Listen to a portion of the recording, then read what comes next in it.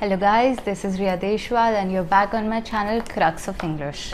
And today we are going to talk about something that people are asking me a lot. What are the career options after UGC NET? What is the fellowship? How do you get the fellowship?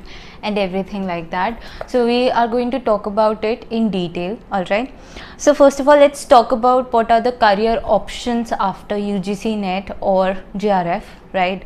So the most prominent option that is obviously is going to be assistant professor, which is already mentioned in the UGC NET assistant professorship, right? There is assistant professorship in that UGC NET.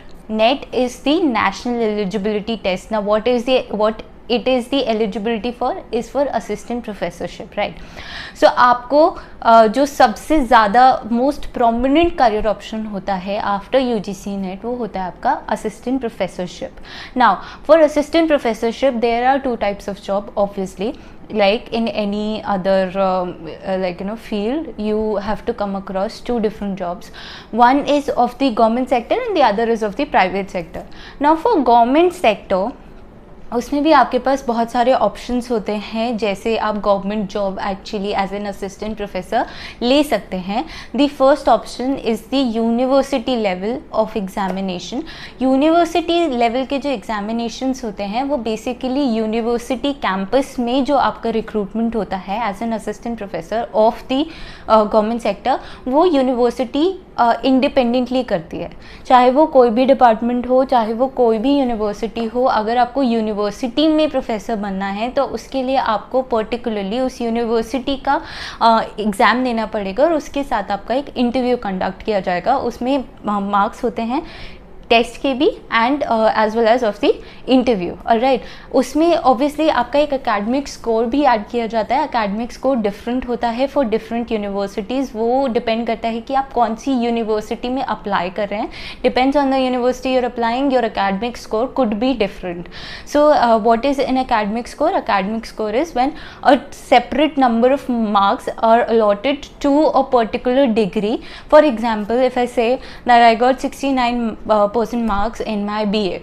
Alright, I did my graduation, I got 69% marks.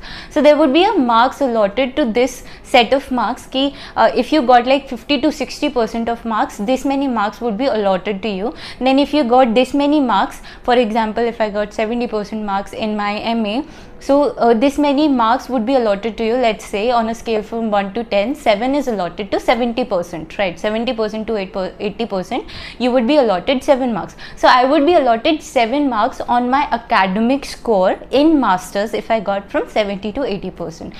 So the university level of examination when is conducted for an assistant professorship, उसके लिए ये तीन चीज़ें बहुत important होती हैं. The first is the entrance that is conducted by the university itself. It's at the university level. Then there would be the interview, and then the third would be your academic score. Now academic score is not just for your bachelor's, your master's. उसके बाद you have your NET that has particular marks allotted in the academic score. Then you have JRF. JRF has particular marks. Then comes your PhD. PhD has a good number of marks allotted in the assistant professorship. उसके बाद there is obviously your published papers, whatever research you have done, your research paper, as many as research papers have been published. Per paper आपको कुछ marks allot होते हैं, 2 or 3. That depends again on the university what number of marks have been allotted to a particular paper. Every research paper has a number of marks that would be allotted to you, how many papers you have published.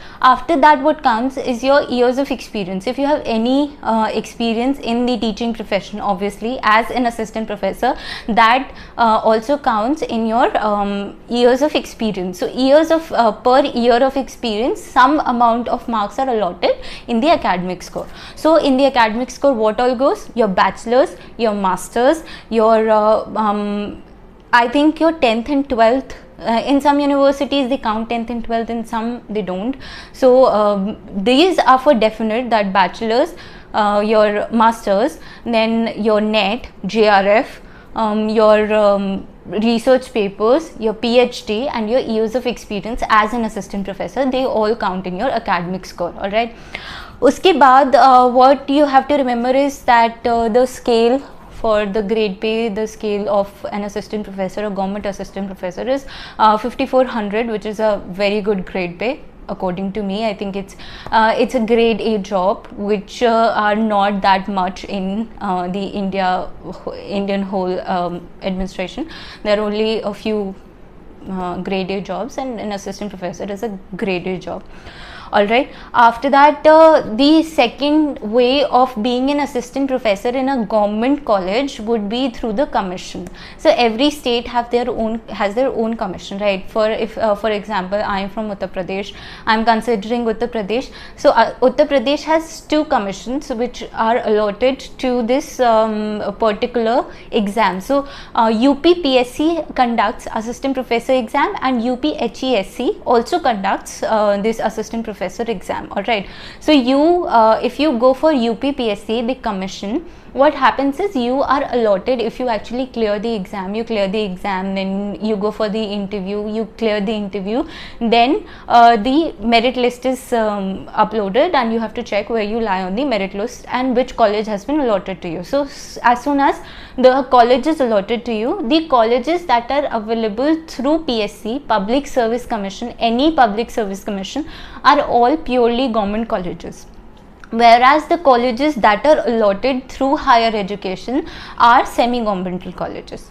Alright, that's how it works. These are the three ways you can actually become an assistant professor in a government institution. Alright, other than that, if we talk about assistant professorship, obviously you can go for private universities, private colleges, but for private universities, the thing is that you don't get a fixed grade pay. It depends on what is the scale that they are presently giving to assistant professors, and what is what are your qualifications and how much experience you got, and it depends on all those things, and then your salary is decided. Like in any private institution, whenever you go for a private job, you have to come up with all these that I have this quality, and that's why I need to be paid this much. So this is what I'm talking about.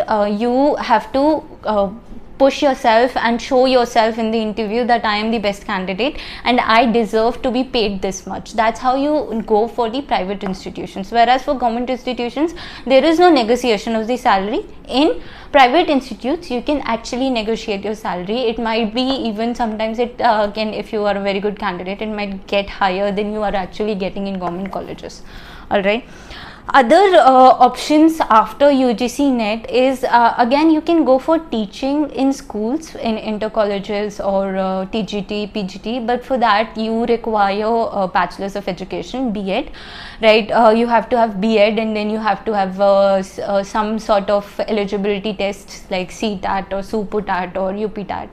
You have to have that, and other than that you can go for teaching profession in schools as well, which is also a very good job. Again, in teaching in schools, you can also go for government jobs, and you can also go for private jobs. It's both possible.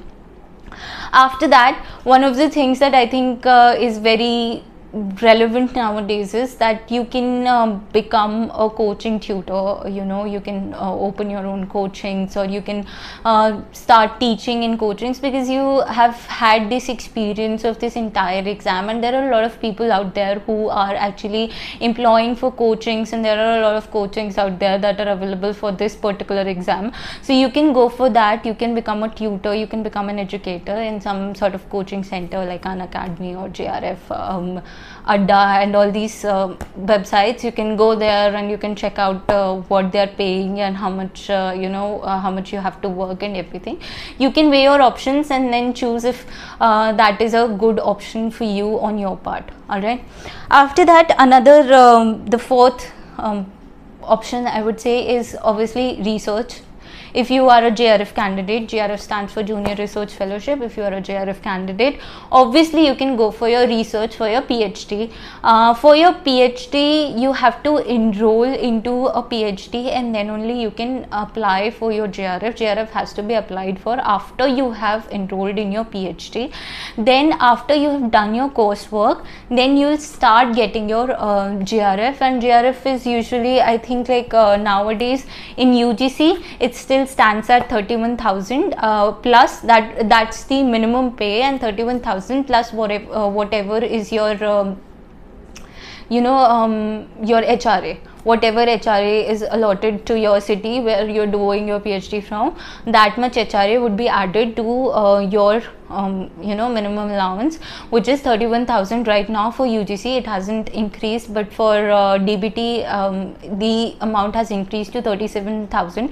So I'm guessing eventually it's going to increase for UGC too. So it's a very good option for you to go for that as well, because आपके लिए क्या अच्छा होगा कि you are doing your PhD and you're getting your fellowship, and you have your minimum pay, so that you can pay your own expenses, you can take care of yourself, you are not dependent on anyone, and at the same time you're pursuing your PhD, you're doing your research. All right, after that I think like you can obviously go for postdoctoral fellowships as well. After you've done your PhD, you can go for postdoc research, which is again a continuation of what you are researching in, or if there is something else that you are interested in, you can go for that. There are different fellowships available in India and abroad for postdoc, and you can go for that. You can do your postdoctoral research also.